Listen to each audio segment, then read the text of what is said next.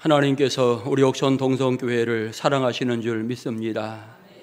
하나님은 우리 옥천 동성교회가 부흥하며 성장하기를 원하십니다. 또한 하나님은 여러분을 축복하십니다. 여러분의 가정이 잘 되기를 원하십니다. 여러분 한 사람 한 사람이 하나님의 일꾼이 되고 제자가 되기를 원하십니다. 하나님 귀중한 사랑 가운데 여러분 든든히 서 가시기 바라고, 주님의 놀라운 사랑 가운데 사명을 감당하며 믿음 생활 진행해 나가시기 바랍니다. 신앙 생활은 행복해야 합니다. 교회에 가고 싶은 마음이 생겨야 합니다. 신앙생활 진행해 나가며 성도들이 보고 싶고 목회자가 보고 싶은 이와 같은 마음이 내 속에 있어야 합니다. 만날 때마다 기쁨과 행복이 넘쳐야 합니다. 우리 옥천 동성교회 사랑이 넘치는 교회가 되었으면 좋겠습니다. 부흥의 불길이 일어나는 교회가 되었으면 좋겠습니다. 여러분 한 사람 한 사람 교회를 세워가는데, 은혜로운 교회를 만들어 가는데 소중한 주역들이 되시기를 축원합니다. 행복한 교회가 되려면 사실은 많은 성도들이 함께 어우러져 기쁨으로 영광 돌려야 행복한 교회일 것입니다. 오늘 성경에 예수님이 선교 사역을 진행해 나가시는 모습 소개가 되어집니다. 먼저 예수님이 선교한 장소를 언급하고 있는데, 성경을 보면 각 성과 마을에 두루 다니시며 라고 말합니다. 결국 예수님께서 이곳저곳 다니시면서 복음을 증거하셨다라고 하는 것입니다. 여러분 이 말씀은 우리에게 또 하나의 가르침이기도 합니다. 너희도 이와 같이 하라, 그런 의미이지요. 우리가 복음을 들고 이 지역의 많은 사람들에게 찾아가야 합니다. 주님을 알지 못하는 사람들에게 찾아가야 하고, 믿다가 낙심한 사람들을 찾아가야 합니다. 그들을 주의 백성으로 삼는 역할을 우리가 함께 감당해 나가야 되는 것입니다. 예수님이 전도하신 내용, 오늘 성경을 보면 하나님 나라를 선포하셨다라고 표현합니다. 확실하게 복음을 전파하는 이와 같은 모습, 우리로 말하면 예수 구원, 아주 유일하게 예수님 믿어야 구원받는다라고 하는 이 진리를 전하셨다라고 하는 것을 알게 되는 것입니다. 오늘 우리가 이 사실을 증거하기 위해서 가장 먼저 나에게 구원의 확신이 있는가? 내가 정말 예수를 믿음으로 구원받은 주님의 자녀인가? 다시 한번 이 부분을 확인해 보고, 이제는 구원받은 자녀로 확인되었다면 기쁨으로 감격으로 이제는 나아가서 또 다른 사람들에게 이 복음을 전하는데 열정을 다해야 할 것입니다.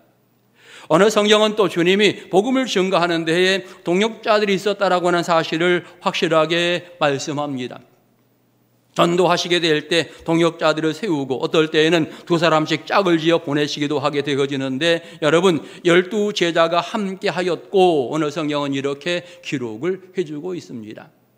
주님의 귀중한 사역이 진행되는 과정 속에 제자들 함께 소중한 역할을 진행해 나가고 있는데, 제자라고 하는 위치는 어찌 보면 전도하기 위해서 하나님이 불러낸 이와 같은 일꾼들이 바로 제자인 것을 알게 되는 것입니다. 왜 그들을 불러서 3년씩 그들과 함께 동고동락하면서 훈련하였을까? 가장 큰 이유는 결국은 천국 복음을 증거하기 위한 동역자로서, 소중한 사명자로서 그들을 쓰시기 위해서 그들을 불렀다라고 하는 것입니다. 제자를 때때로는 사도라고 이야기합니다. 아포스톨로스라고 하는 이 사도의 용어는 보냄을 받았다라고 하는 의미입니다. 하나님께서 귀중한 사명을 그에게 맡겨서 심부름 보낸 거예요. 복음을 맡겨서 이 복음을 다른 사람에게 전하라고 보낸 자, 그가 바로 사도인 것을 알게 되어지는데, 보냄 받음을 받은 자가 나가서 이 사명을 잘 감당할 때에 하나님이 칭찬하시게 되어지는 것입니다. 이렇게 제자들이 함께하였음을 말하고, 그 다음에 오늘 성경을 보면 여인들이 함께하였다라고 하는 사실을 명확히 말해줍니다. 먼저 막달라 마리아 언급합니다. 악한 귀신, 7 귀신 들렸던 여자들이라고 표현하였고, 병고침을 받은 자임에 분명합니다. 다시 말하면 하나님의 은혜를 받은 자라고 표현할 수 있는 부분이 되겠습니다. 귀중한 은혜를 체험했기에 이제는 확실하게 이 복음을 전할 수 있는 여인, 그가 바로 마리아였습니다. 그러기에 그 여인이 함께 좋은 협력자가 되었고, 그 다음에 성경을 보면 요한나, 헤롯 안디바의 청지기 구사의 아내라고 이렇게 소개를 하면서 이야기하고 있는데, 어찌 보면 이런 사람이 어떻게 복음의 합력자가 될 수 있을까? 그런데 은혜를 받으면 성령의 능력 가운데 이 일들이 가능하다라고 하는 것을 우리는 명확하게 알고 있는 것입니다. 그리고 수산나를 언급합니다. 또 다른 여러 여자들 이렇게 언급하면서 이들 여성들이 함께 죄의 일들에 좋은 협력자가 되어지는데 자기의 소유로 그들을 섬기더라, 이렇게 성경은 말하고 있는 것입니다. 많은 사람들이 기쁨과 전심으로 함께 협력하면서 일들을 진행해 나가게 될 때에 거기에 좋은 열매가 맺어지게 되는 것입니다. 참으로 여성의 역할은 대단하다라고 하는 생각을 해보게 되어집니다. 하나님은 연약한 여성들을 소중한 일꾼으로 삼으시고 그들로 하여금 귀한 역할들을 진행토록 하시게 되는데, 여러분, 놀라운 열매들이 그 가운데 맺혀지게 되는 것입니다. 우리 역전 동성교회를 생각해 보아도 여성들의 위치와 역할이 얼마나 크고 얼마나 많은지를 우리는 너무나 잘 알고 있습니다. 이렇게 예수님 당시로부터 지금까지 여성들은 어찌 보면 주님 앞에 귀하게 쓰임받고 소중한 협력자의 역할을 감당하였다라고 하는 것을 알게 되는 것입니다. 예수님이 복음을 증거하고 또 많은 사람들이 함께 좋은 협력자로 일하게 될 때에 풍성한 열매들이 맺어지게 되어집니다. 결국 이 모든 것들은 하나님의 은혜 가운데 진행되어지는 것인데, 제자들은 성령 받게 될 때에 이 모든 것들을 확실하게 감당할 수 있었다라고 하는 것 알게 되는 것입니다. 때로 제자들이 목숨을 걸면서 복음을 전하는 이유가 무엇입니까? 성령의 능력 때문에 가능한 것입니다.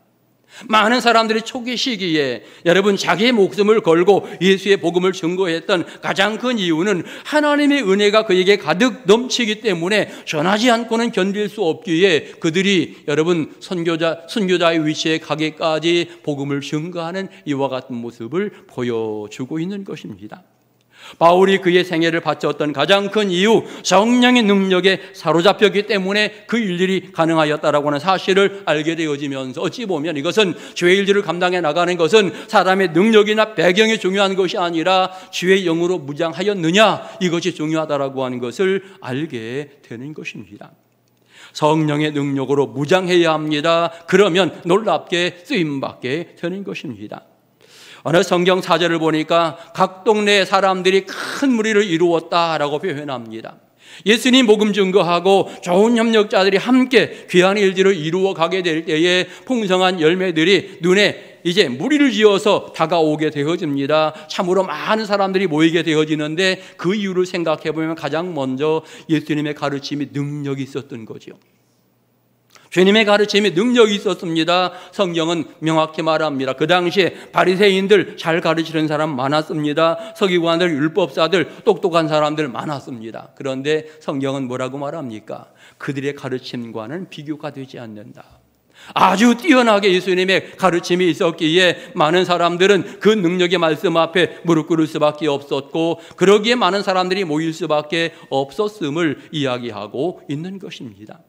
너무나 확실하고 정확하게 천국의 복음을 증거하시고 때로는 이해하기 쉽도록 비유로 말씀을 증거하셨기에 이제 많은 사람들이 함께 모이는 이와 같은 과정을 보여주고 있는 것입니다. 그리고 또 하나 기적의 사건들이 여러 번 진행이 되어지면서 소문나니까 많은 사람들이 함께 모이는 모습을 보여주게 되어집니다. 누가복음에서만 보더라도 오늘 8장을 읽었는데 그 이전에 보면 예를 들어 나병 환자를 고치는 사건, 손 마른 사람을 고치는 사건, 백부장의 종을 살리는 사건, 과부의 아들을 살리는 사건, 이런 사건들이 구체적으로 언급이 됩니다. 수많은 기적의 사건들이 일어나면서 사람들에게 알려지게 될 때에 결국 예수님 근처에는 수없이 많은 사람들, 허다한 무리들이 모일 수밖에 없었음을 알게 되어지고요. 또 하나 이미 말씀드린 것처럼 협력자들이 함께 그 일을 도우면서 일지를 진행해 나가게 될 때에 거기에 좋은 열매들이 맺어지게 되는 것입니다. 제자들이 열심을 내고 여인들이 함께, 은혜 받은 자들이 함께 협력하면서 결국은 많은 사람들이 함께 모였다라고 하는 것 이야기하고 있는 것입니다. 여러분, 그런데 문제는 예수님께 나오는 모든 사람들이 다 은혜를 받는가? 그렇지 않다라고 하는 사실을 우리로 하여금 느끼게 하고 있습니다. 예수님이 말씀을 선포하지만 그러나 은혜 받지 못하는 사람들이 있다라고 하는 거지요. 어찌 보면 은혜 받는 데에 여러 여건들이 필요합니다만 말씀을 듣는 사람들의 마음이 중요하다라고 하는 것 오늘 성경을 통해서 깨닫게 되어집니다. 그래서 예수님은 오늘 성경을 통해서 말씀을 가르쳐 주실 때 비유의 말씀을 선포하고 있습니다. 농부가 씨를 뿌리는 이와 같은 이야기를 진행해 나가면서 씨를 뿌리게 될 때에 이 씨가 어디에 떨어지느냐가 굉장히 중요하다라고 하는 사실을 설명합니다. 네 가지의 장소로 이야기합니다. 길가, 돌밭, 가시밭, 옥토 이렇게 구체적으로 설명을 합니다. 이것은 어찌 보면 우리 신앙의 사람들이 말씀을 듣게 될 때에 어떤 마음을 가지느냐에 따라서 달라질 수 있다라고 하는 것을 설명하는 또 하나의 부분이기도 합니다. 결국 장소에 따라서 결과는 명확하게 갈리게 되어집니다. 길가에 떨어진 씨, 사람들에게 밟히기도 하고 결국 공중의 새가 먹어버렸다라고 성경은 표현하고 있습니다. 결국 전혀 뿌리도 내리지 못하고 열매 맺을 수 없는 이와 같은 상황임을 이야기하고 있는 거지요. 그런가 하면 돌밭에 떨어진 씨, 싹이 조금은 나오는 것 같으나 해가 뜨면서 곧 말랐다라고 성경은 설명을 하게 되어집니다.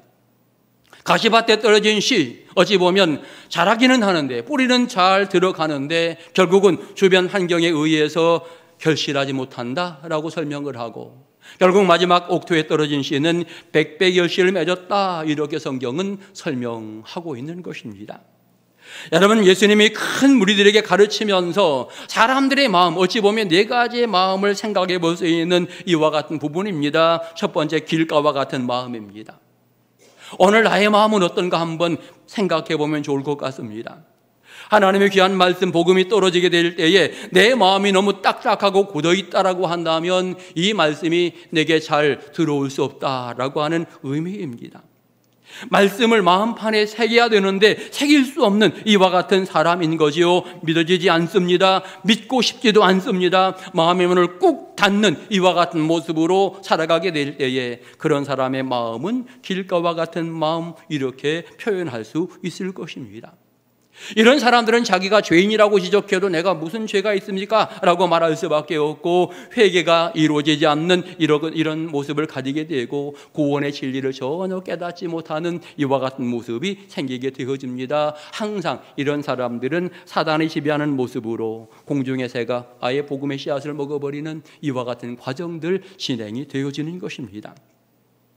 처음 신앙생활 진행될 때, 처음 복음을 들으면서 믿음생활 진행해 나가려고 할 때에 방해꾼들이 얼마나 많은지 모릅니다. 믿음생활 하려고 작정하였는데 그때부터 가정에 문제가 생기기도 하고, 어떨 때는 친구들이 일을 만들기도 하고, 직장에서는 출근하라고 하고, 여러 가지 환경들이 만들어지곤 합니다.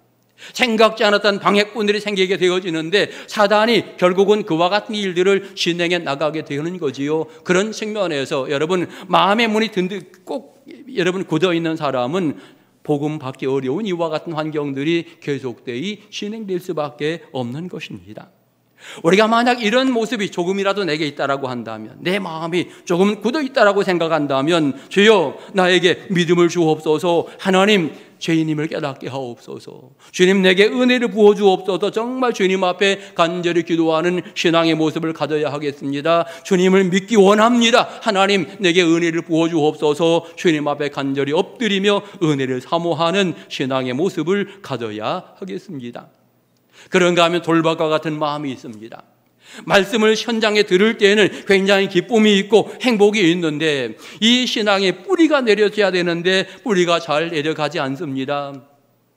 시련의 바람이 불어오니까 결과적으로 이제는 믿음을 배반해버리는 이와 같은 과정들이 생기게 되는 것입니다.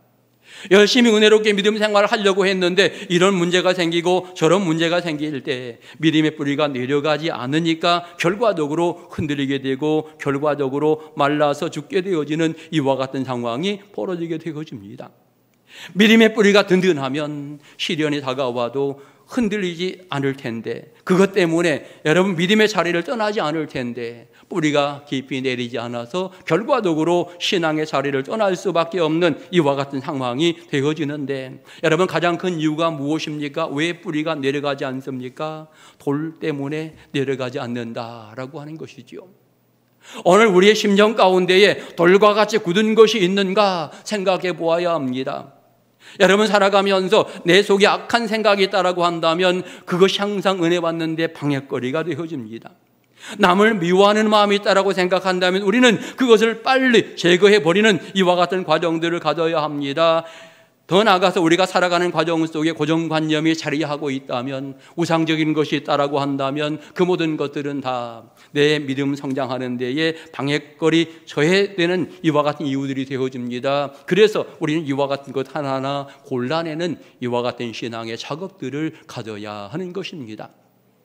전심으로 회개하는 신앙의 모습이 필요합니다. 그래서 잘못된 모든 것들을 다 고백하고 이제 주님 앞에 바로 내 자신을 세워가는 이와 같은 과정 속, 물론 그 과정 속에도 성령의 은혜가 필요한 것이지요. 그 은혜를 사모하면서 주님 앞에 엎드릴 때에 여러분, 돌박과 같던 그 마음이 변화되어서 새 사람이 되어지는 것입니다. 가시밭과 같은 마음이 있습니다. 믿음의 뿌리가 들어가기는 하는데 시련이 너무나 많습니다. 환란이 너무나 많아요. 그래서 열매가 맺어져야 되는데 좋은 열매가 맺지 못하고 그저 신앙인으로 살기는 사는데 좋은 열매, 아름다운 열매들이 없어서 답답한 이와 같은 모습.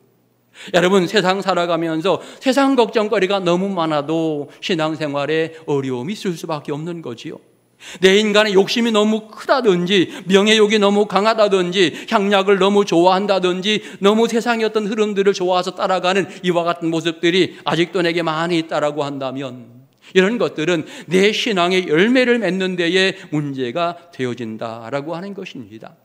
믿음의 사람으로 사는 것 같기는 한데, 그런데 나타나 보이는 좋은 열매들이 없을 때에 이 또한 문제가 되어지는 것입니다. 옥토와 같은 마음이 있습니다. 말씀을 들으면서 즉시로 은혜 받고 믿음의 뿌리가 쭉 내려가면서 여러분 쑥쑥 자라나는 이와 같은 아름다움을 표현하고 있고 좋은 결실을 맺게 되어지는데 100배 열매를 맺는다, 성경은 말하고 있는 것입니다. 결국 은혜 받을 사람은 어찌 보면 마음의 자세가 다르다라고 표현할 수 있겠습니다. 마음밭이 옥토가 되어지면 자연스럽게 은혜의 사람이 되고 복의 사람이 된다라고 하는 것을 알게 되는 것입니다. 그러므로 우리는 하나님의 귀한 전에 올 때마다 마음밭을 잘 만들려고 노력하면서 주님 앞에 와야 하고, 그래서 한 주간 동안 잘 살아야 됩니다. 한 주간 내내 싸우고 미워하고 이러다가 주님 전에 오면요, 은혜가 안 돼요. 그래서 한 주간도 세상에 잘 살아야 되고요. 그 다음에 하나님의 귀한 전에 와서는 가장 먼저 진심으로 회개하는 신앙의 모습과 은혜를 사모하는 이와 같은 신앙의 마음을 가져야 되는 것입니다. 여러분, 그와 같은 과정 속에 주님 앞에 나와야 되는 거죠. 감사하는 마음으로 주님 앞에 나와야 하고 기대하는 마음으로 주님 앞에 나와야 합니다. 내가 전심으로 하나님 앞에 영광 돌리리라, 쓰임받는 신앙의 일꾼이 되리라, 이와 같이 각오하면서 하나님 전에 나오게 될 때에 여러분, 그에게 풍성한 열매들이 맺어지게 되는 것입니다. 때때로 교회가 부흥하기 원한다. 그런데 여러분, 부흥하기 위해서 첫 단계가 무엇입니까? 내가 부흥해야 되는 거예요. 여러분, 교회가 새로워지기 원한다면 가장 먼저 내가 새로워져야 되고요. 사랑이 넘치는 교회가 되기 원한다면 내가 가장 먼저 사랑이 넘치는 사람이 되어야 합니다. 한 사람 한 사람이 그렇게 살아가면 자연스럽게 은혜가 넘치는 교회, 사랑이 넘치는 교회가 되어지는 것입니다. 하나님이 왜 일찍이 이곳에 옥천 동성교회를 세우셨는가, 우리는 명확하게 기억해야 합니다. 이 지역의 수많은 영혼을 구원하여 그들과 함께 마음껏 하나님 앞에 영광 돌리기를 소망하면서 하나님 영광 받으시려고 옥천 동성교회를 107년 전 이곳에 세우신 것입니다. 우리가 이 사명을 잘 감당해야 칭찬 듣게 되어지는 것입니다. 동안 이 아파트 공사가 지금 진행되고 있는 것 여러분 보고 계시지요? 저 아파트 공사, 하나님이 왜 저기 아파트를 세울까? 저는 그런 생각을 해봅니다. 여러분, 핑계대지 말라고. 전도할 사람 없어요. 핑계댈 필요가 없어요. 생각해보면 전도할 사람 굉장히 많아요. 옥천 군민의 여러분 90%가 예수 안 믿어요. 그 사람들이 다 전도할 사람들입니다. 뭐 아파트가 멀어서 전도 안 된다고요? 이제는 여기 세우면 무슨 말 하겠습니까? 아무런 핑계 못 댑니다. 결국 우리에게 주어진 소중한 사명을 열심히 감당하기 위한 이와 같은 부분으로서 하나님은 길을 열어주시고 은혜를 부어주시며 모든 것 예비해 주시는데, 우리가 준비하면서 거기에 순응해 나가며 순종해 나가게 될 때에 여러분, 그 다음 아름다운 열매들이 맺어지게 되는 것입니다. 이정범 목사가 15년 여기에 지금 목회하고 있는데 왜 여기에 그냥 두시는가? 아직 할 일이 있다는 거예요. 저도 정신을 차려야 되겠고, 여러분 모두가 함께 정신을 차려서 우리에게 주어진 소중한 사명을 잘 감당해 나가면 여러분, 거기에 풍요로운 열매들이 맺어져 하나님께는 영광이 되고 우리 모두에게는 행복한 신앙의 생활이 되어지는 것입니다. 절대로 사명 앞에 적당히 할 수 없다라고 하는 것입니다. 큰 논리를 이루어가며 여러분, 많은 사람들이 함께 모인다라고 하는 것은 우연히 적당히 되는 게 아니고요, 하나님의 강권적인 역사 안에 합력하며 선을 이루는 일꾼들이 있을 때 이 모든 일들이 가능하다라고 하는 것을 우리는 분명히 알아야 하는 것입니다. 이제 오늘부터 특별 강사 초청 집회를 열게 되어집니다. 누가 은혜를 받을 것인가? 여러분, 마음의 준비가 되어 있는 사람이 은혜 받는 거지요, 은혜를 사모하면서 주님 앞에 엎드리는 자가 은혜 받게 되어지는 것입니다. 마음의 문을 딱 닫고 있으면 예수님이 와도 은혜가 안 되는 거예요. 마음의 문을 딱 닫고 있으면 그 누가 와도 여러분 절대 은혜가 되지 않습니다. 내가 마음의 문을 열어야지요. 세례반의 성령 충만함으로 말씀을 증거하지 않습니까? 그런데도 불구하고 반대하는 사람 어떻게 합니까? 자기의 길을 막고 세례반에게 돌을 던지지 않습니까? 여러분, 마음의 문을 닫으면 절대로 은혜 받을 수 없다라고 하는 사실을 기억하면서, 내가 먼저 내 마음의 문을 활짝 열고 이번 3시간 잘 참석해서 은혜 받아야 되겠구나, 내가 복의 사람이 되어야 하겠구나, 이렇게 여러분 결심하면서 동참하게 될 때에 큰 은혜가 임하게 될 것입니다. 마음의 문을 여는 하나의 방법을 말씀드립니다. 많은 사람들에게 오늘 말씀 들으러 갑시다. 여러분, 전도하러 나가는 사람은 마음의 문을 열고 가는 거예요. 내가 그 말씀의 은혜를 사모하면서 사실은 저 사람도 마음의 문을 열어야 되지만 내가 먼저 마음의 문을 열고 전도하면서 기대하는 이와 같은 모습을 가지게 되는 거지요. 사랑하는 가족들, 믿지 않은 가족들이 있다고 한다면 이번 기회에 한번 교회 가보자고 이렇게 이야기할 수 있는 사람은 마음의 문이 그만큼 열리는 겁니다. 구역의 식구들 가운데 오래도록 결석한 사람들이 있다고 한다면 이런 사람들에게 찾아가서 오늘 오후 1시 반에 교회 갑시다, 은혜 받으러 갑시다, 나가서 그렇게 말할 정도면 이 사람의 마음의 문은 열렸다. 더 나아가 믿지 않은 사람들을 생각하면서 내가 이번 기회에 누군가 하나님의 귀한 전으로 한번 전도해야 되겠다 마음 먹고 그를 찾아간다라고 하면 이것은 이미 그의 마음의 문이 열린 은혜 받을 준비가 되어 있는 이와 같은 모습일 것입니다. 그리고는 성령의 역사하심을 구해야 합니다. 성령께서 역사하심으로 모든 것들이 은혜롭게 이루어지는 거지요. 사람의 능력으로 되는 것이 아닙니다. 하나님의 은혜로 되는 것입니다. 그리고 진심으로 회개하면서 교만하지 말아야 합니다. 판단하지 말아야 합니다. 가끔씩 강사들이 오면 판단합니다. 내가 저분 너무나 잘 알아, 내가 저분 설교는 어때, 이런저런 판단. 여러분, 그런 판단을 다 내려놓으십시오. 그 사람이 강사로 와서 말씀을 증거하는데 누가 선포합니까? 성령께서 선포하시는 거예요.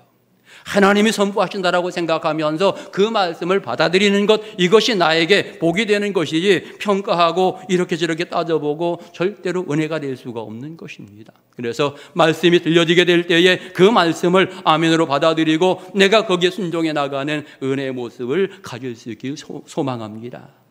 이번에 정말 소중한 분들이 오셨습니다. 가장 소중한 분이 누구냐? 성령 하나님이 오시는 줄 믿습니다. 하나님이 역사하심으로 모든 성도들의 마음이 녹아진다라고 하는 사실을 기억하시고, 적어도 허다한 무리가 함께 모이게 될 때에 여기에 놀라운 역사가 일어난다라고 하는 사실을 여러분 마음속에 꿈꾸면서 함께 동참하는 복된 시간 될 수 있기를 소망합니다.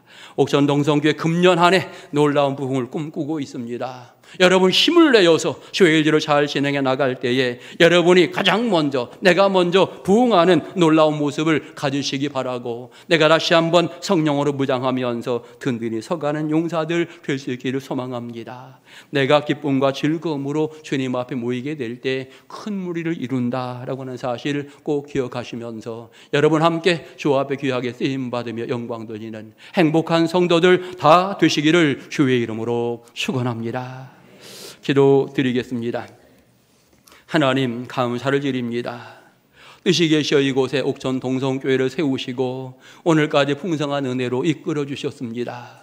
하나님, 이전에 모이는 주의 백성들마다 성령의 은혜로 가득 채워주시고 성령의 능력 따라 나가 복음을 증거하고 또 다른 영혼들을 하나님의 귀한 전으로 전도하여 큰 무리를 이룰 수 있도록 우리 하나님 축복하여 주옵소서.